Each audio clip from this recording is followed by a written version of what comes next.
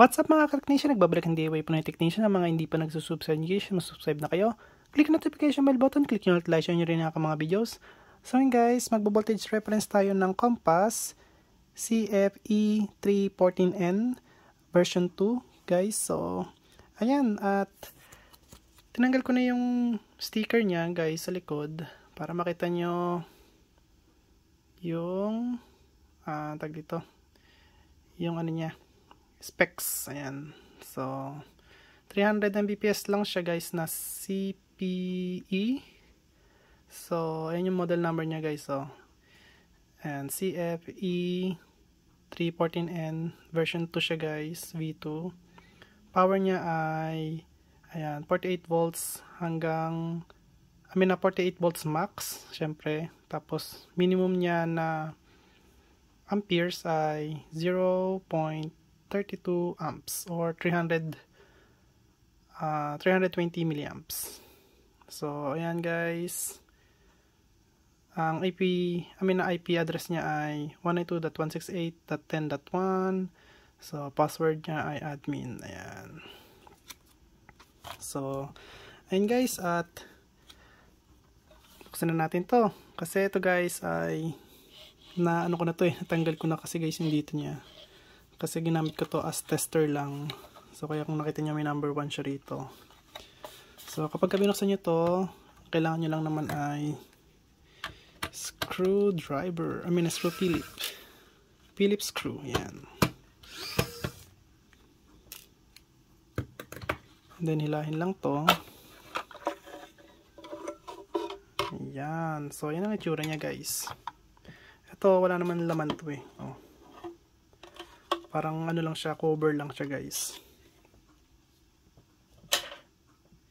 So alisin lang natin to. At ito yung antena niya guys, astig. So kung nakita nyo rito, ito yung ground niya sa ilalim. Ayan, grounding to. And then yung saan ba dito? So isa rito guys yung 5G, tapos isa dyan yung 4G. 2G, sorry guys, 2.4G, tapos isang 5G. Ayan. So ayan, para makita nyo na original talaga siya guys. Ayan, may logo pa siya ng Compass. So pakita ko muna sa inyo yung mga parts niya or yung mga component.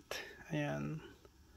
So kung magpapalit kayo ng mga parts or component, ayan yung mga number. Tingnan nyo guys mabuti yung mga number niya. Ayan. Tapos dito guys, ayan okay, para alam nyo yung mga parts. Ayan. So ito, mayroon ditong regulator. Ayan. So hindi ko naman makita yung regulator dito. Hindi naman kita gaano. Ayun guys. So yun yung regulator niya guys. Ayan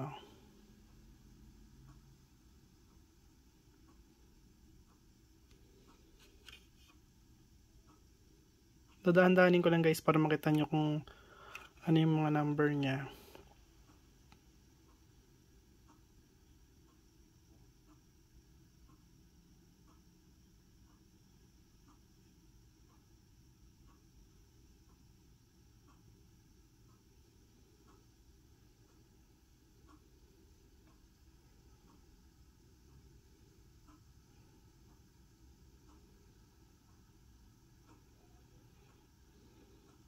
Yun guys, wala na.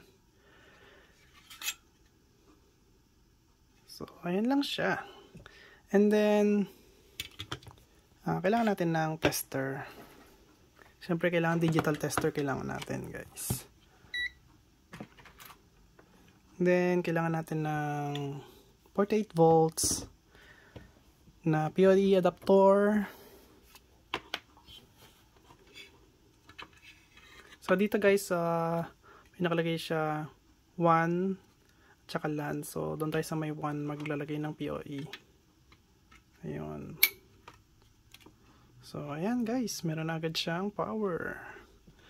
Etong ground, syempre lagi yan nakalagay sa may ground. So ayan, ito yung maglalagay ng ground para malapit yung makikita yung mga test point. Ayan. So simula tayo, wait lang guys. Simula tayo dito sa may 48 volts. So dito guys, meron siyang ayan, 46.3 volts. Tapos sa kabila, ito, pares lang guys. Ayan o. Tapos, tignan nyo rito guys kung meron siya. So ayan yung input niya. Galing yan dito guys. Papunta siya rito. Ayan. 46.3. 46.3 volts. Ito guys, dapat 5. Ayan, 5 volts. Kahit dito sa kabila, 5 volts din yan guys. So, dito lang ako naglagay.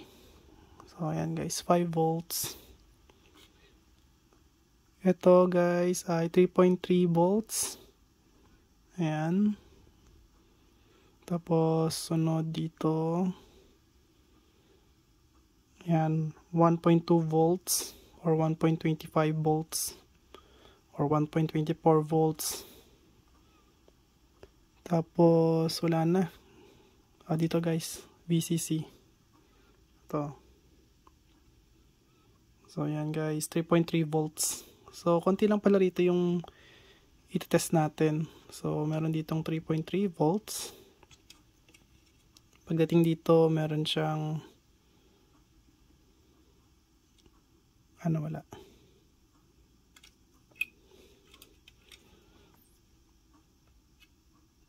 Hindi maano. Ayun guys.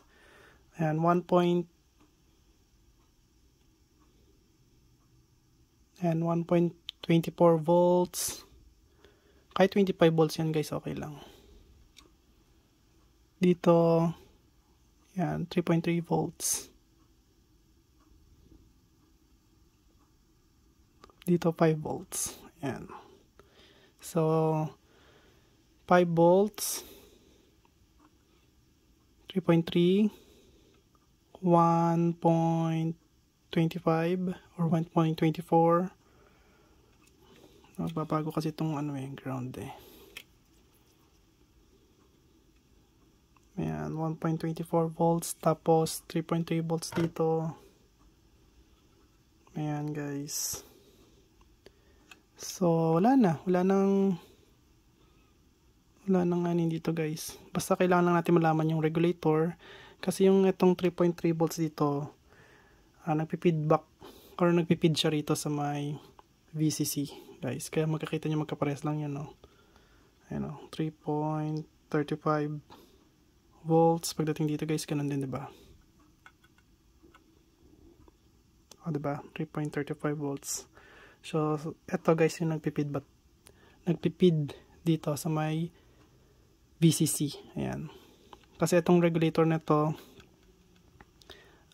galing po iyan, saan ba galing yan? 1 point. Baka dito galing yan sa may RAM. So, ayan guys, yung 5 volts na to guys, dito galing kasi yan eh. Ayan. Pwede naman kayo dito mag-test. Ito. Ayan, dito pala. So, hindi pala rito. Kala ko dito eh. So, dito pala kayo magte-test. Ayan. So, input lang pala siya guys. Ayan o. Input lang. So, input galing to.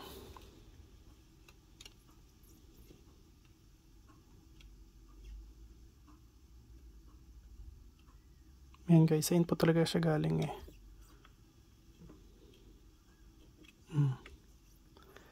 So, ayan. At, alam niyo na kung saan siya itetest. So, kailangan meron dyang 3.3, 3.3, 1.2 or 1.25 volts, tsaka 5 volts. Kasi pagka wala yung mga yan dyan, so, ibig sabihin may defecto yung mga regulator nyo, hindi magpa-function yung mga yan. Yung processor nya or CPU nya, at tsaka itong RAM Okay, eto kasi guys, ano to, bias pala. Sorry. Bias pala yan. So, ayan lang guys. At kung nagustuhan niyo ang video ko, huwag kalimutan mag-like, share, subscribe. Click ang notification bell button. Click nyo all guys. Bye. Peace.